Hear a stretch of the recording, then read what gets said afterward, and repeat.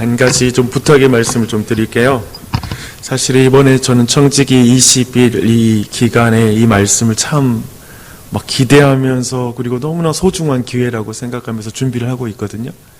특별히 타원장님들 그리고 마을장님들 여러분 모두가 정말 이 매일매일 말씀 이 기간 동안에 특별히 20일 동안 말씀을 꼭 들을 수 있도록 주변의 사람들에게 꼭 들어보도록 권면해주고 함께 말씀을 좀 이해해 나가면 좋을 것 같습니다. 그 한 가지 부탁을 드릴게요.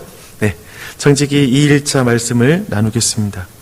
어제 우리는 하나님의 것을 맡아 지키고 관리하는 사람, 그 사람이 바로 청지기다라는 이 말씀을 함께 나눴습니다. 하나님은 창조주이십니다.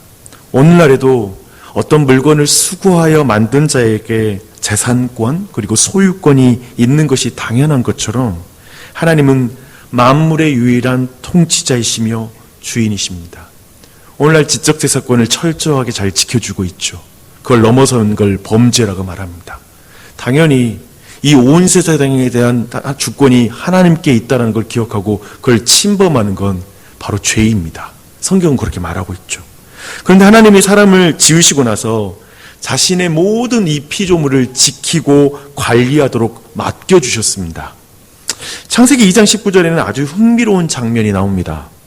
제가 한번 그걸 읽어드릴게요. 여호와 하나님이 흙으로 각종 들짐승과 공중의 각종 새를 지으시고 아담이 무엇이라고 부르나 보시려고 그것들을 그에게로 이끌어 가시니 아담이 각 생물을 부르는 것이 곧 그 이름이 되었더라 라고 말하고 있습니다.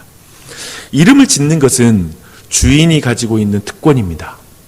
예를 들어 자녀의 이름을 짓는 것은 아이를 잉태하고 그리고 출산하고 그 아이를 수고하여 기를 부모가 가진 특권입니다.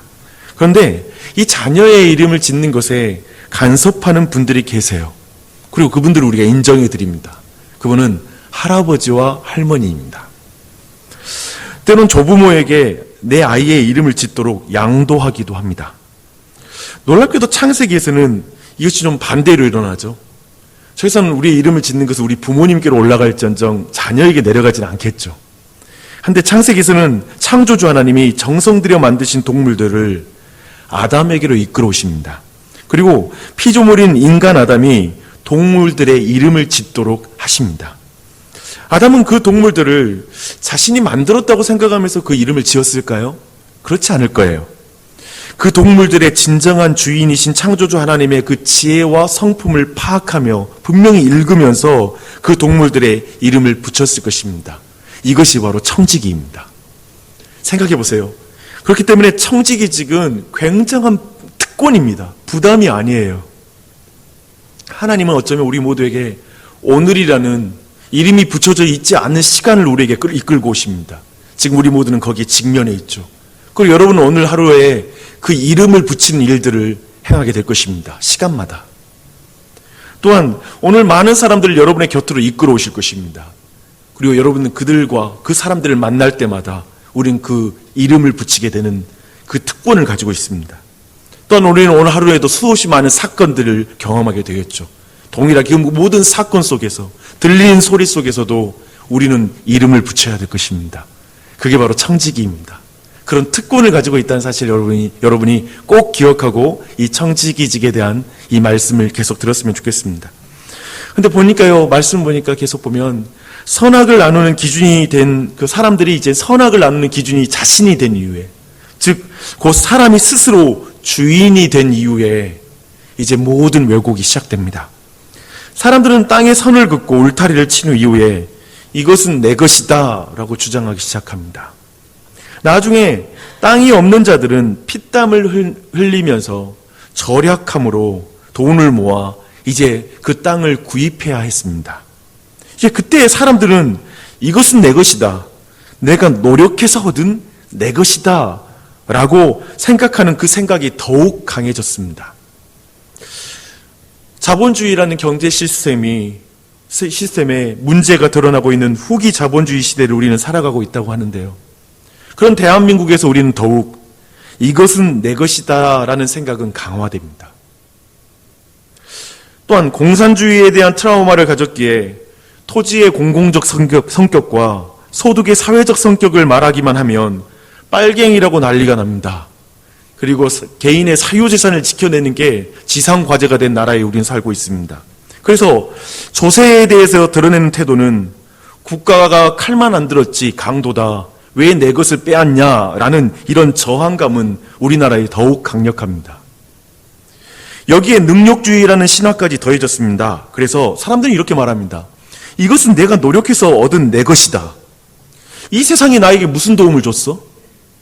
이 나라가 나에게 무슨 도움을 주었는가? 라고 이렇게 말하죠. 때로는 부모님께도 말할 때가 있습니다. 부모님이 무슨 도움을 줬어요? 내가 노력해서 얻은 내 것입니다. 라고 주장하죠. 제가 어려운 말을 지금 하는 것이 아닙니다. 이것은 내 것이다. 사유재산은 신성불가침이니 이것을 건드리기만 해봐라. 이건 내 것이다. 라는 변주가 계속 우리는 그 변주를 계속 울리고 있고 내 것이다라는 이 생각을 우리는 지울 수가 없습니다. 그래서 우리는 우리 자신의 재정을 돌아볼 때 창조물에 대한 하나님의 주권을 잊어버리는 뿌리 깊은 경향을 가지고 있습니다. 내 모든 것이 주님의 것이다라는 생각을 쉽게 우리는 잊어버립니다. 우리는 자신의 능력으로 재물을 얻었다고 간주합니다. 지금 내가 가진 모든 소유는 내 것이다라고 생각합니다. 이런 소유관은 하나님을 예배할 때에도 고스란히 드러나게 되어 있습니다. 이스라엘의 예배자들은 하나님께 제물을 드리는데 그 제물이 못내 아까웠습니다. 특히 오늘 시편 50편이 그 주제를 다루고 있습니다. 왜냐하면 그것은 내 것이니까 아까운 것입니다. 그래서 그들은 하나님의 수소나 순념소와 같은 좀 약간 고급 특상품 제물을 밝히는 분처럼 하나님이 느껴지는 거예요. 왜냐하면 농경사회에서 소는 너무 귀중하거든요. 근데 그 소를 바치라는 것이죠. 내 소중한 것을 빼앗는 분처럼 느끼기 시작하는 것입니다. 또한 흠이 없는 제물을 바치지 말라고 명령하는 것, 도리어 건강하고 가장 좋은 것을 바치라고 말하는 이런 하나님의 명령도 좀 못마땅스러워요. 이왕에 제물을 바칠 때 그냥 내가 이건 그냥 쓸모없다 싶은 걸 바치면 좋을 텐데 그걸 허락하지 않는 거예요. 하나님이 제물 때문에 책망하는 분처럼 느껴집니다. 그런 마음으로 제물을 바치는 자들은 역설적으로 좋은 제물을 바치면서 이것으로 하나님의 마음을 얻어낼 수 있다는 생각을 갖기 시작합니다. 하나님께서 원하는 특상품 소고기와 양고기를 바쳤으니 이제 하나님이 나를 당연히 돌봐주시는 주셔야 되는 거 아닙니까? 라고 이렇게 생각하는 것이죠. 하나님이 우리에게 빚진 것인 양, 빚진 분인 양 생각하기 시작하는 것입니다. 그런데 이런 예배에 하나님은 어떻게 반응하실까요? 그리고 하나님은 이런 예배에서 무엇을 지적하실까요? 8절부터 여러분 한번 눈으로 읽어보세요. 제가 의역한 해석을 들어보면서 한번 읽어보십시오. 하나님은 정색을 하시면서 말씀하십니다. 나는 내 재물의 종류와 등급으로 너의 예배를 책망하는 것이 아님을 분명히 해두고 싶구나. 나는 내 집에서 수소나 순념소를 빼앗는 도둑이 아니란다. 너의 사적 재산을 빼앗아서 너를 가난하게 만드는 악취미를 가진 신이 아니란다. 내가 책망하는 것은 너의 소유가 너의 것이라고 생각하는 것이란다. 살림의 짐승들과 가축은 다 내 것이다. 산의 모든 새들도 내 것이고 들의 짐승도 내 것이란다. 여기까지가 11절까지 내용입니다. 12절부터의 내용은 제게 충격적으로 와닿았어요. 지금 너의 태도는 나를 거지라고 생각하는 것이란다.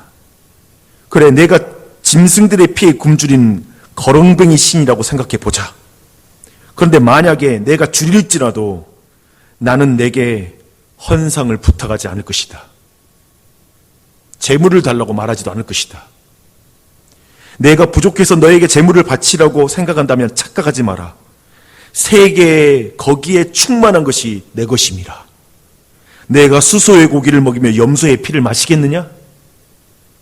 이 말씀이죠.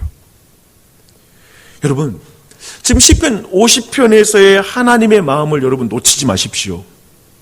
그것을 욥기 41장 11절에서 정확하게 하나님은 이렇게 말씀하십니다. 누가 먼저 내게 주고 나로 하여금 갚게 하겠느냐? 누가 나를 빚진 양이라고 생각하느냐? 빚을 갚아야 되는 분이라고 생각하느냐? 온 천하에 있는 것이 다 내 것이니라. 이렇게 말씀하십니다.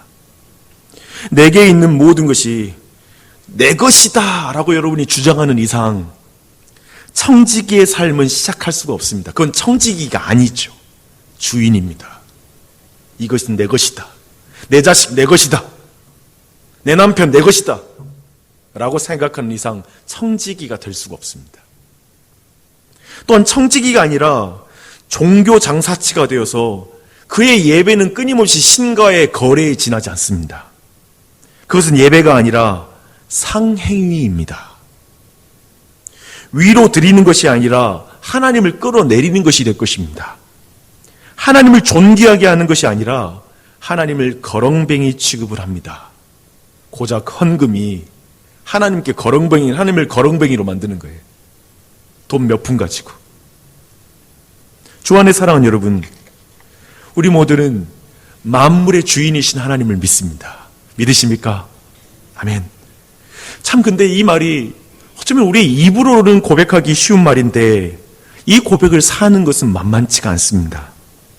내 소유는 내 것이다 라는 이 생각과 이 감정은 굉장한 저항감으로 우리의 삶에서 계속 작용합니다. 어제 말한 것처럼 돈은 우리 문화에서 그래서 굉장히 민감한 주제입니다. 이 돈 내 것이거든요. 내가 피땀 흘려 번 돈이거든요. 그래서 교회에 다니는 이들은 은도 내 것이요 금도 내 것이다 라는 주님의 말씀을 입으로는 아멘합니다. 그리고 그런 말씀 들으면 아멘하죠. 근데 그 말을 두려운 말씀으로 듣기도 합니다. 만약 주님이 이걸 다 바치라고 하면 어떡하지? 설교를 들을 때도 금도 은도 주님의 것입니다.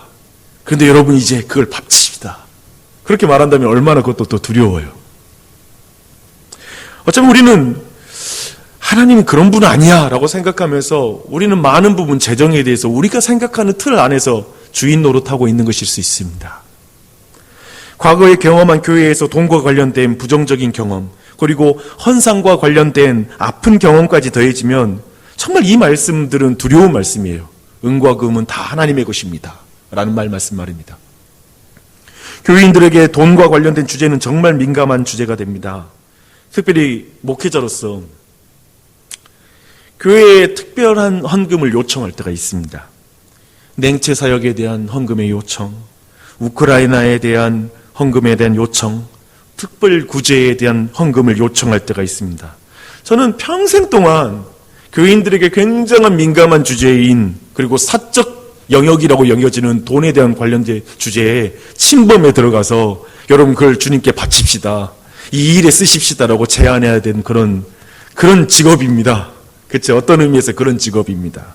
참 난처하죠. 그리고 내 자신도 청지기입니다. 오늘 말씀은 그래서 저를 포함해 우리 모두에게 분명한 사실을 말씀하고 있습니다.